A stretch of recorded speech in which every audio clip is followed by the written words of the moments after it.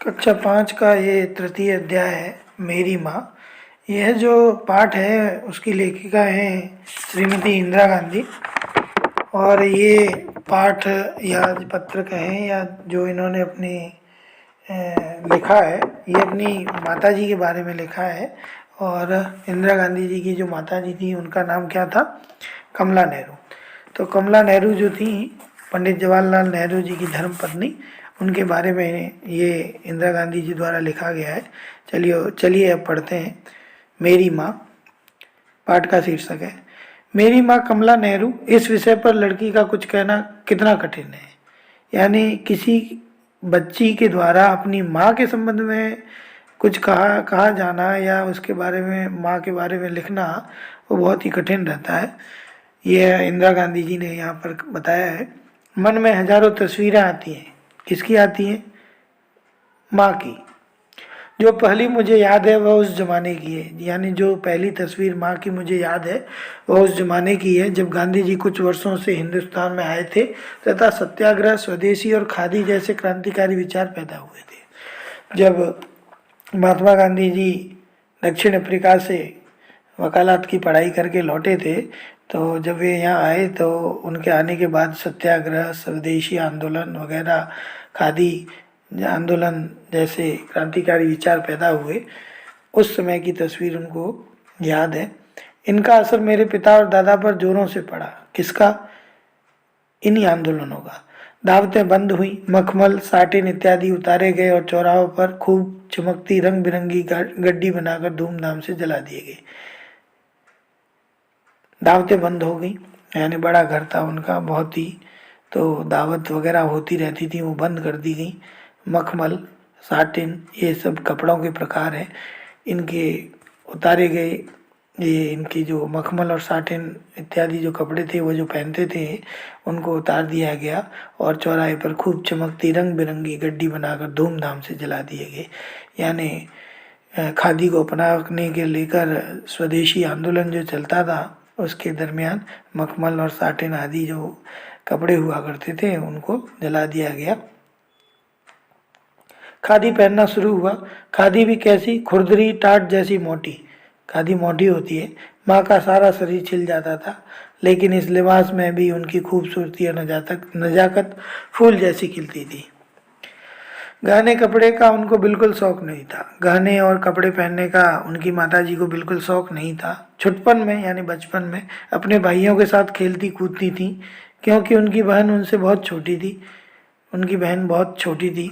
उसकी माताजी की, उनकी जो माताजी थी, उनकी एक बहन थी, वो बहुत छोटी थी। इस आदत से उनको एक बार काफ़ी परेशानी उठानी पड़ी। जब वे 9 या 10 साल की थी तो कुछ समय के लिए सारा परिवार जयपुर गया। वहाँ सख्त पर्दा था। जयपुर में सख्त पर्दा था, यानी लड़कियों को बाहर नहीं निकलने दिया जाता था बिना पर्दे के। और माताजी से कहा गया कि केवल डोली में बैठकर बाहर जा सकेंगी। केवल लड़कियां या स्त्रियां जो थी वो डोली में ही बैठ के जा सकेंगी। माँ रोई, पीटी भी, लेकिन पर उनसे कुछ न बना, यानी कुछ वे नहीं कर पाई। लेकिन उनके रोने पीटने का कोई असर नहीं पड़ा। लेकिन जिसे अब तक पूर्ण आज़ादी थी, यानी उनकी माताजी को जो आज़ादी मिली हुई थी घर पर, वह इस कैद में कैसे रह रही, यानी वो उस कैद में कैसे रह सकती थी। जब देखा कि उनका चेहरा उतरा जा रहा था, यानी उदास हो रही थी, तो मेरी नानी घबराई और उन्होंने एक तरकीब सोची। तरकीब यानी उपाय। उस दिन से रोज सुबह वे अपने भाइयों के कपड़े पहन, बालों को पगड़ी में छिपा, भाइयों के साथ घूमने जाने लगी। यानी उन्होंने लड़के का वेश जो था वह अपना लिया। भीड़ में किसी को पता न चला, लेकिन उनके भावुक मस्तिष्क पर इस घटना का बड़ा असर पड़ा और वे पर्दे के विरुद्ध प्रचार करती रही। लेकिन वे पर्दे के पीछे, यानी घूंघट में से कहें या फिर स्त्रियां जो पर्दे में रहती हैं, उन पर्दे के पीछे से उन्होंने इस चीज़ का विरोध किया। एक बार तो उन्होंने मर्दों का लिबास पहना। सन 1930 में जब वे कांग्रेस की वॉलेंटियर बनी थी, कांग्रेस की सदस्य कहें या वॉलेंटियर बनी, मुझे भी वे अक्सर लड़कों के कपड़े पहनाती थी। तब वे मुझे भी लड़कों के कपड़े पहनने के लिए कहती थी या पहनाती थी। इससे जनता को बड़ी हैरानी होती थी। लोग जो थे वो, उनको बड़ा आश्चर्य होता था। अक्सर लोग मुझसे पूछते थे कि तुम्हारा भाई कहाँ है, जब मैं लड़की के कपड़े पहन के बाहर जाती थी तो लोग पूछा करते थे कि आपका भाई कहाँ है। मैं जवाब देती कि मेरा कोई भाई नहीं है, तो कहते वाह, हमने अपनी आंखों से देखा है। 17 वर्ष की उम्र में जब वे अपने माता पिता के घर को छोड़कर आनंद भवन की झलकती दुनिया में आई। कौन? उनकी माता जी। 17 वर्ष की उम्र में उनकी शादी हो गई थी और आनंद भवन जो था वह स्थान था जो पंडित जवाहरलाल नेहरू का घर कहलाता था। तो उनको क्या मालूम था कि इस लंबे और दुख भरे मार्ग पर चलना होगा। उस समय तो मेरे दादाजी की वकालत खूब चल रही थी और वे राज्य के सबसे बड़े आदमियों में गिने जाते थे। बड़े दिमाग और दिल के आदमी थे, शौकीन तबीयत के, यानी खूब शौक पालते थे वे, खूब कमाते थे और खूब खर्च करते थे। कश्मीरी घरों में औरतें पर्दा नहीं करती और मेरी दादी विलायत घुम आई थी। यानी पंडित नेहरू जी का जो परिवार था वो मूलतः कश्मीर से था। तो उनका कहना है कि कश्मीरी घरों में औरतें पर्दा नहीं करती और मेरी दादी विलायत घुम आई थी। विलायत यानी विदेश। तब भी घर की संभाल और मेहमानदारी का बोझ अधिकतर माँ पर ही था। वे नए तरीके सीख ही रही थी कि जिंदगी पलट गई और सारा परिवार बहुत जोरों से कांग्रेस के आंदोलन में भाग लेने लगा। जेल की यातनाएं तथा कठिनाइयां शुरू हुई। अपने उत्साह और हिम्मत से स्त्रियों ने गांधी जी पर कुछ असर डाला होगा, क्योंकि गांधी जी ने कई सभाओं में खास तौर पर स्त्रियों को पुकार दी, उन्हें आवाज़ दी कि वे बाहर की दुनिया में निकलें और काम का बोझ उठाने में अपने भाइयों को सहायता दें।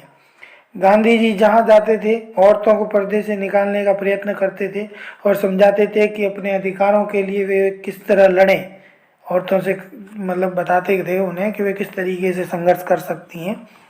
उनके कहने से हजारों औरतें कांग्रेस का काम करने निकलीं। माँ को अब बीमारी घेर रही थी, तब भी कांग्रेस की वॉलेंटियर बनी और लोगों के बीच काम करती रहीं। बाद में जब नेता लोग गिरफ्तार होने लगे तो वे और जोर से काम में लग गईं।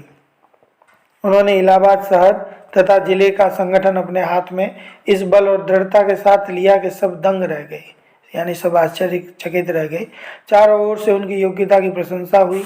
उनके पति जवाहरलाल जी और ससुर मोतीलाल जी तो फूले न समाये, यानी बहुत खुश हुए, लेकिन सबके मन में चिंता भी थी, क्योंकि उनकी सेहत आहिस्ता आहिस्ता टूट रही थी। यानी उनका जो शरीर था वह बीमारी की वजह से धीरे धीरे क्षीण हो रहा था, कमज़ोर हो रहा था, मगर वे किसी की भी नहीं सुनती थी। सन 1930 के आखिर में कांग्रेस कमेटी की सदस्य बनाई गई और थोड़े दिनों के बाद गिरफ्तार कर ली गई।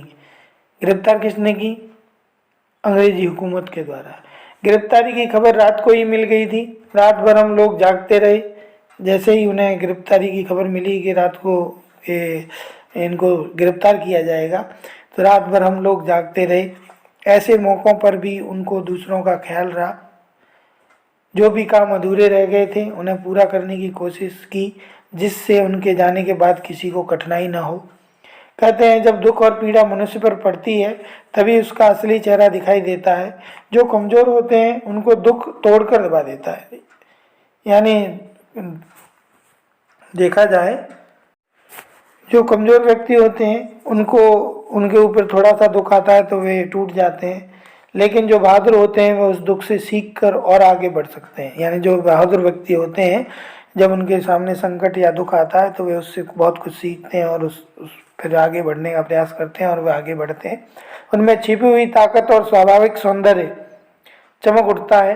यानी जो उनके अंदर छिपी हुई जो ताकत होती है वह और स्वाभाविक सौंदर्य जो होता है वह चमक उठता है, निकल के बाहर आता है। माँ ऐसी ही थी। 36 वर्ष की उम्र में अपने घर और प्यारे देश से हजारों मील दूर उनका देहांत हुआ। आखिर वे मुस्कुराती रहीं और लोगों को साहस देती रहीं।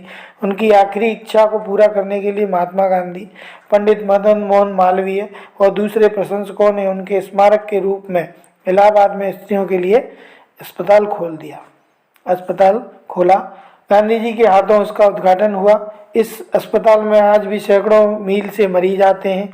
मुझे खुशी है कि जैसी सेवा वे अपने जीवन में करती थी वैसी ही उनके नाम से अब भी इस अस्पताल के अंदर हो रही है। यह जो पाठ था या जो रचना थी ये इंदिरा गांधी जी द्वारा रचित है। अब शब्दार्थ देखते हैं। अब शब्दार्थ है, पहला है लिबास। लिबास यानी होता है पहनावा। खूबसूरती यानी सुंदरता। वॉलंटियर यानी स्वयंसेवक। सेहत यानी स्वास्थ्य। प्रशंसक यानी प्रशंसा करने वाले। स्मारक यानी यादगार, यानी याददाश्त कहें या यादगार कहें। अभ्यास प्रश्न है, यह लेख किसने लिखा है? यह लेख इंदिरा गांधी जी ने लिखा है। गड्डी बनाकर क्या जलाया गया? मखमल और साटिन के कपड़े गड्डी बनाकर जलाए गए। लेखिका की माँ को किसका शौक न था?